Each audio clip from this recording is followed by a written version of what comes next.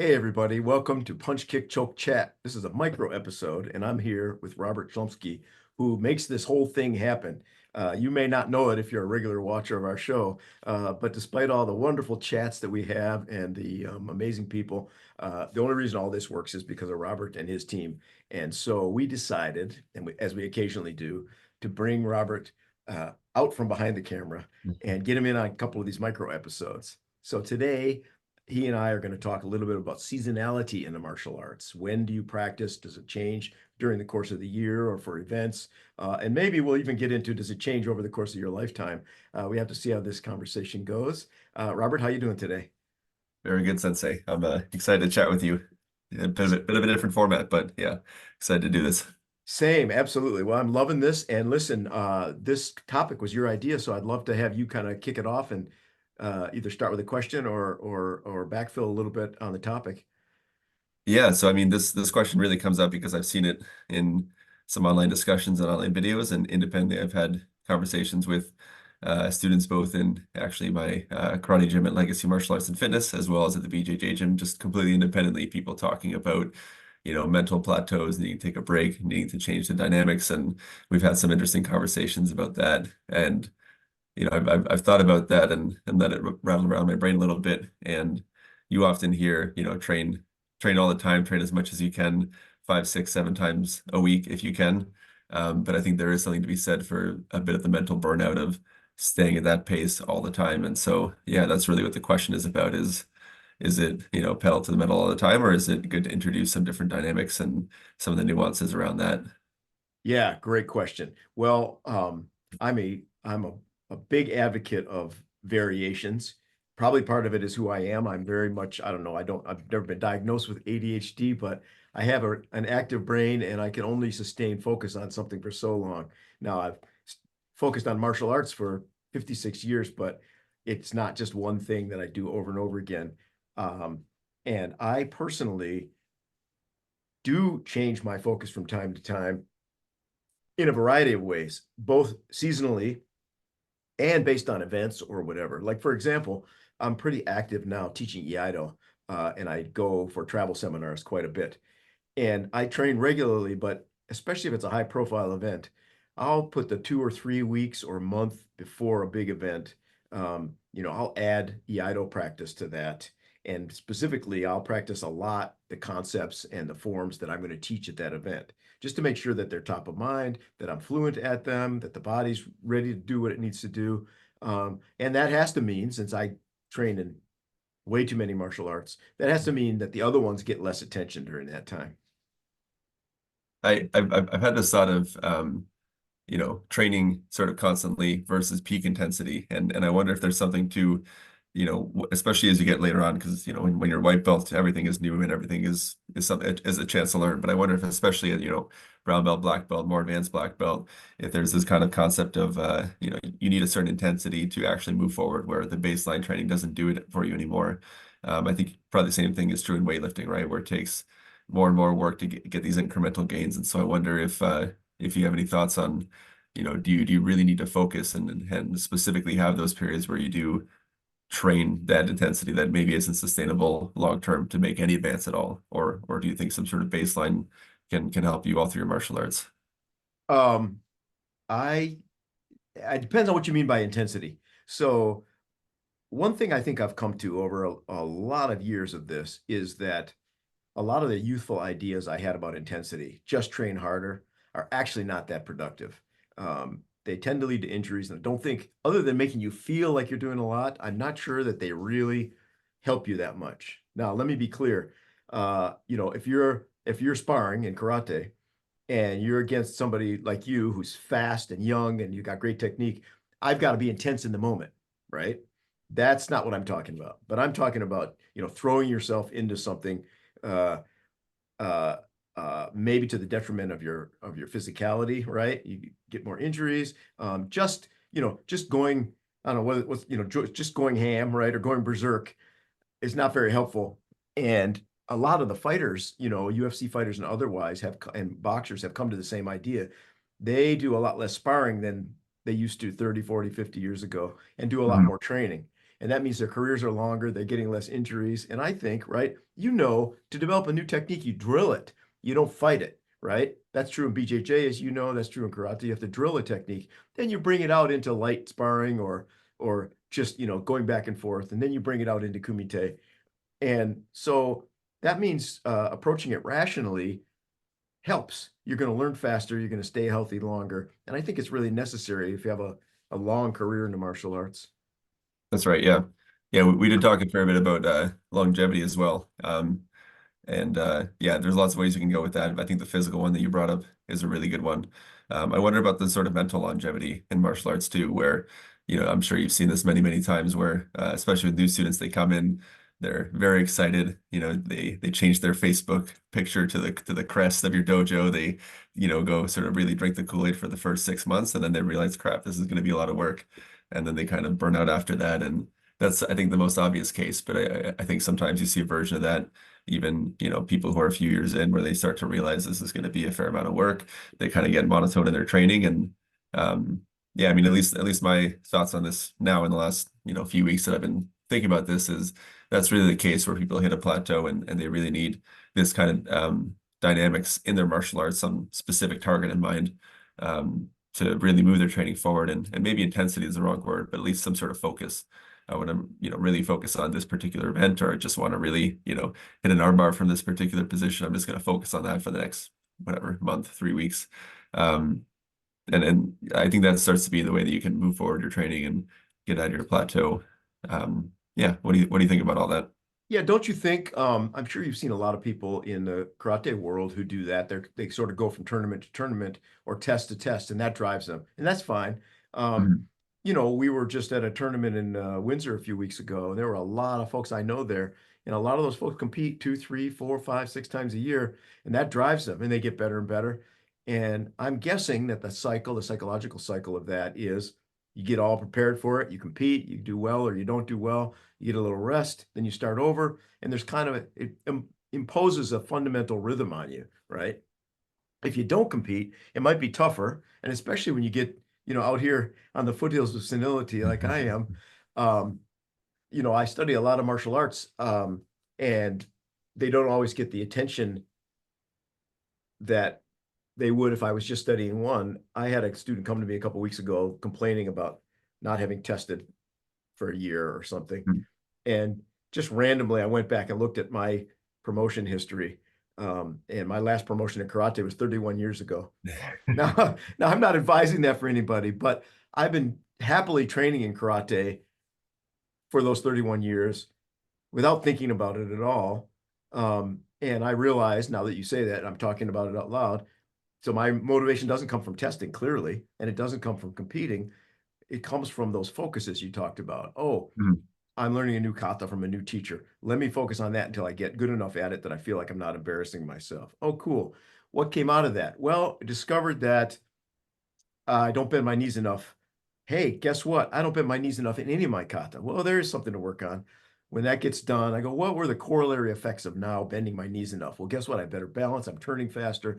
You know, Mhm. it forces me to confront the fact that I have some flexibility issues in my ankles and that, right? Um, you sort of have to be a nerd, right? Like a martial arts nerd to have that approach. But it seems like I never lack, and I'm not just talking about me. I mean, you obviously have been at this a long time, so you have something that drives you, which I'd like to hear more about. But if you're always nerding out, you don't get as burned out, I think. Mhm.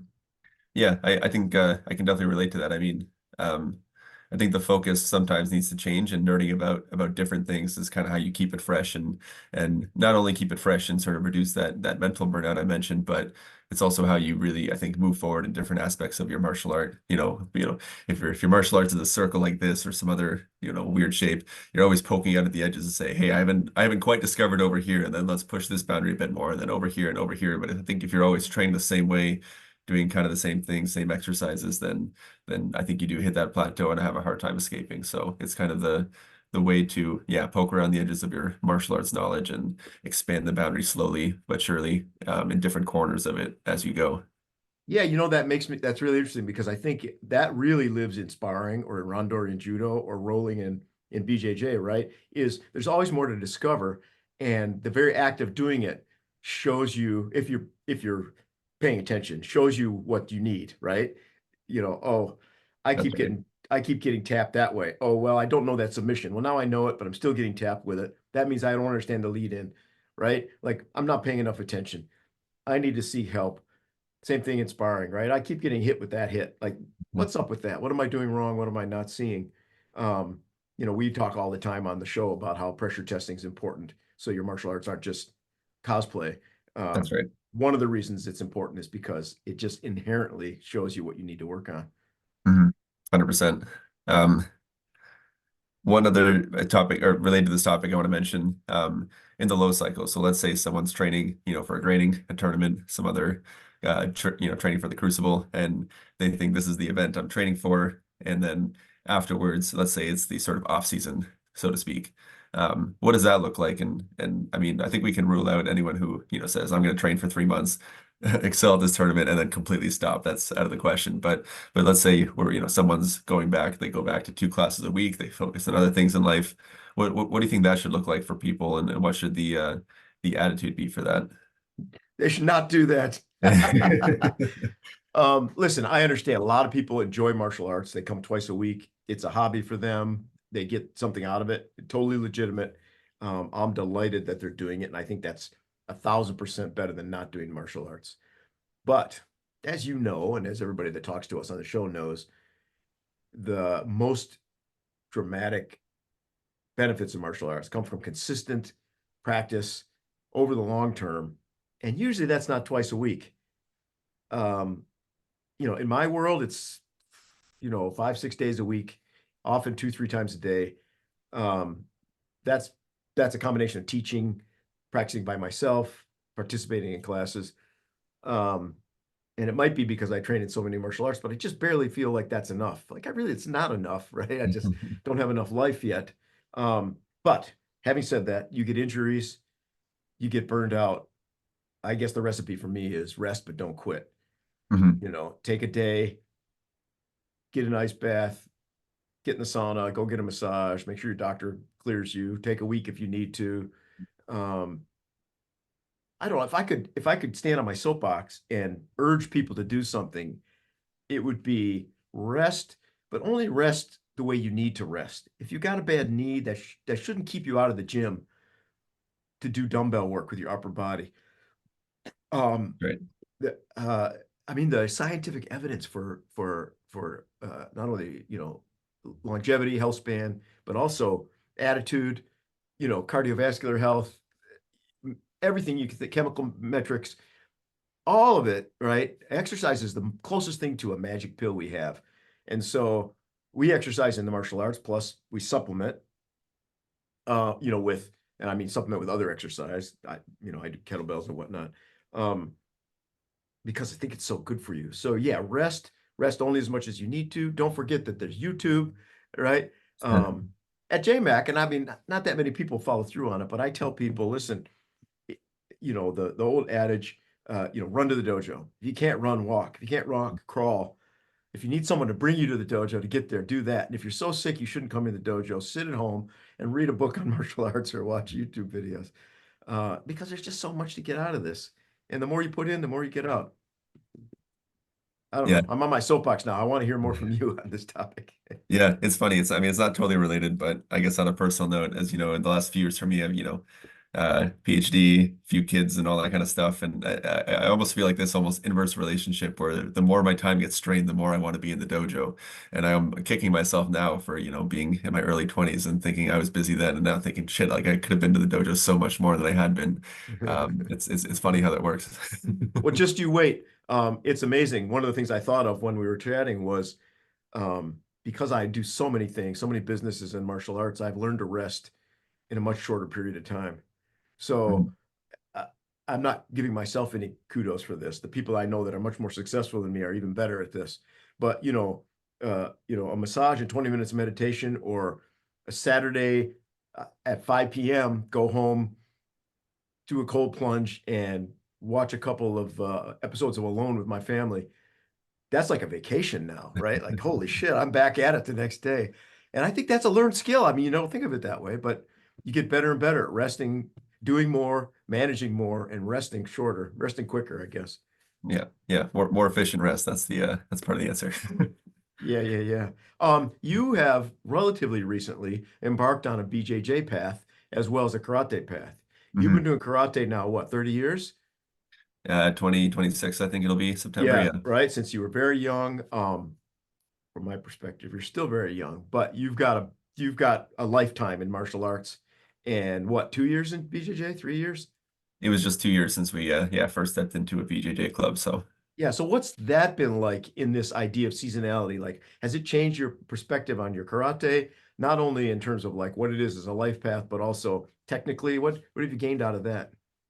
yeah, I mean, again, I think speaking about seasonality, there's kind of those short-term cycles, let's say, where, this week I'm going to work on this. I'm just going to make sure I can punch as hard as I can. I'm going to make sure my hand's always on my hip, whatever it might be. And then on the more monthly cycles, it might be I'm training for this tournament, I'm training for this, I'm doing lots of fighting for the next month. And then I think on the longer term cycles as a martial artist, at least in my opinion, at some point you kind of, branch out beyond exactly what you have been doing for 20 years. And that might look like picking up Iaido and for me, it was getting a bit more into weapons for a while, and then yeah, 2 years ago, getting into BJJ, and I think that's really refreshed a lot of the perspective on martial arts, I suppose, and it's some people might be inclined to think, oh, you're doing this now, so you're spending not as much time in karate, but I think it's actually not been the case. It's been almost made me more excited to go back and dive into some of the bunkai we do in karate and look at things from just a different perspective. It's definitely very awkward the first few times you're on your back, laying in the dojo on your back with some big guy on top of you, and you're not sure how to move. But now that we're kind of past that at Blue Belt, it's yeah, it definitely added a lot of perspective to some of the stuff we've learned in karate already, and definitely made me more excited to, yeah, like I said, dive back into some of the bunkai and see where the connections between the two where they exist. Yeah, man. Yeah, and I think that's part of that cycle, that seasonality, right? You might just switch your emphasis to another art for a Yeah, while, and that kind of renews your energy in the other one. It yeah. doesn't mean you quit. And, I don't know. Yeah, I suppose you take some time off, but the other, you know, you can view the martial art as an unlimitedly deep well, and you always got to put all your time, effort, energy into it. But it's also probably the case that after 10, 20, 30 years in a martial art, most of the gains are incremental, right? And that nerdish stuff, you're just solving this, you're solving that. You're probably not going to be at your level after 26 years and say, I have this major gain, I just can't do a front stance or I just can't do a round kick, right? You're just not going to have that. And so then it's like, how do I make this better? How do I employ it in this situation? Um, and I think that there's something to that notion of doing something else for a while. Mhm. Maybe focusing on another part of your karate if that were it, but also doing BJJ or, for half a day, forgetting about it while you work on your PhD. I don't know. Yeah, yeah. I will say I think it's important as a teacher too, because I've been teaching, classes in the karate dojo for some time, and I've been really enjoying in the BJJ side doing the specifics where, we drill some sort of particular drill, doing a bit of an applied way where we're almost like rolling, but within certain parameters. And I just really like that mentality, and I've been thinking about how do I bring that into some drills that we can do in karate where, some of the bunkai, at least for some students, can be maybe a bit static. So I've been trying to think about, how do I sort of reinvigorate that exercise based on the mentality we have over here. And I think that's a good example of where here's something I picked up in a different club and a different art, and immediately thinking about how to, again, reinvigorate the karate side a little bit with even if nothing changes physically in the technique, but just even some of that perspective and energy around it. Yeah, so I think there's lots of synergies that come between the two, and it definitely comes from stepping out of the comfort zone, doing something different. It doesn't have to be a different art, but I think that helps when you're in that zone of sort of high learning for a while. Yeah, it just helps add energy to get your ass back in the dojo. Yeah, always a good idea. We've only got like 3 minutes left on this chat, but I want to ask it from another perspective. So now you've been teaching people for a long time, and I want to share some thoughts on this too, but let me get this from you. What have you seen? Like when someone comes in, they get the yellow belt in your school, right? Um, and then you see them maybe flag a little bit, or they come to you with issues. Like instead of us talking about ourselves as a right, where's the wisdom that you have as an instructor in that field? Yeah. Yeah, I think like we said, the people that come in white belt, very excited, do it for a while. And then they get to yellow belt, maybe green belt, and then they start to ask, when am I going to get promoted? Are we going to do this? Can I learn a kata today? And you tell people, hey, you don't ask those things. You just come and train. And I think if there's a lesson in there, it's maybe doing a better job communicating what the benefits are of just digging into the training and realizing that, 50 years ago, five katas was a lot. If you knew five katas, that was the world, right? Whereas now we learned 16, but even before black belt. So I think maybe, yeah, communicating better what the benefits are and what the training is really about. And um, I guess finding ways to not that it needs to change necessarily, but at least help change the mentality of the students around what you're learning and the perspectives around that. I think if there's a takeaway for me, that's at least one I can come up with for helping at least the beginner students avoid that kind of plateau that they hit. Yeah, that's a great point. And it made me think a little bit about something I've been thinking about at JMac, which is the long-term path of the black belts. I've got, I don't know how many, 20 black belts who are well over 30, some 40, some 50. Um, there seems to be a fairly coherent pattern for most of them, which is that to get to that level, somebody get to Sandan at JMac, they're pretty committed. They've never had any major breaks, right? They've been Yeah. training the whole time. They got a little natural talent, lots of drive. Somewhere in that area for most of them, third or fourth dan, maybe they're teaching a class. Their participation tends to go away for a while, somehow, some way, whether they go away, move away for a little while, they get busy at work, they have families. These are people that it's already in them. Their martial arts in the DNA, and I pretty much know, right? I could walk off into the hills tomorrow. They'll still be doing martial arts in 40 years Mhm. if they're still alive. But they tend to have this drop off at some point, third dan, sandan, yondan. Um, Partly it's me, but I think there's a pattern there. Because this is a long, long road. And then what happens is, I don't really stress about it. They may be teaching a noon class for me for 4 years, and I see them occasionally in other classes, but their participation is pretty low. They're dabbling in other stuff. And then somehow something happens, right? A job change, or the kid gets old enough, or they just go, wait a minute, I'm 50 now. I need to get back into it. And then you see them come back to that renewed level of intensity. Of course, there are Mhm. the really few, the 1% of the 1% that never happens. They're nerding out from day one and they never do it. But the pattern for the next echelon down, let's call it the people that are in the 1 to 5%, they almost always seem to have that pattern, and yet they always seem to prevail and come back. And I'm testing a bunch of them in this week, and it's really cool because they're doing really advanced martial arts. They're incredible people. Obviously, they put decades into this, and Mhm. uh, and it's just cool because you can see they did this thing. They went down a little bit. Now they're back better than ever. Maybe they'll go down after the testing, but they're still in it. It's still a Yeah. really important part of their lives, which is cool to Yeah. see. And quite frankly, maybe those are the people that instead of doing this kind of a dip, right, we just cut that off, and this is where that seasonality comes in to say it's okay to maybe dip over here, but let's think about, let's go, go read some martial arts books or think about another art or even visit other schools and try to get some new ideas and try to avoid that kind of dip because I agree. I've definitely seen that in our club as well with when you hit that kind of, Sandan, Yondan, that pattern definitely exists. Yeah, well, maybe we can solve it. Maybe we can't. A lot of them do just end up doing something, get into CrossFit or BJJ or something for a while. More power to them. I mean, I'm doing kind of similar stuff, so can't Yeah. complain about that. Yeah. Closing thoughts, Sensei. It is funny the timing because I've had this conversation or version of it independently with students in both clubs and other times throughout the martial arts career as well. And yeah, it's a topic I've never really dived into as much as we have today. And so I think hopefully some people see this and it'll be a benefit to them to at least change their thinking and get out of that dip that they may be in. Yeah, yeah. And listen, I want to thank you for all the work you do to make Punch Kick Choke Chat so special. And by proxy, all the folks that help you do that. And by the way, folks, if you're watching this, it won't be live, it'll be on YouTube. Please like, subscribe, comment, or share. It really helps us with the show. And of course, if you want to see this show and go in a certain direction, if you've got guests you want us to bring on, or if you have questions you want us to address, we'd love to hear that. The show's about us, but it's also about you. Together, we're making martial arts great. And we're going to keep doing this as long as we can. So love to hear from you guys. Check in with us. Yeah. Well said, Sensei. Thanks so much. Thanks.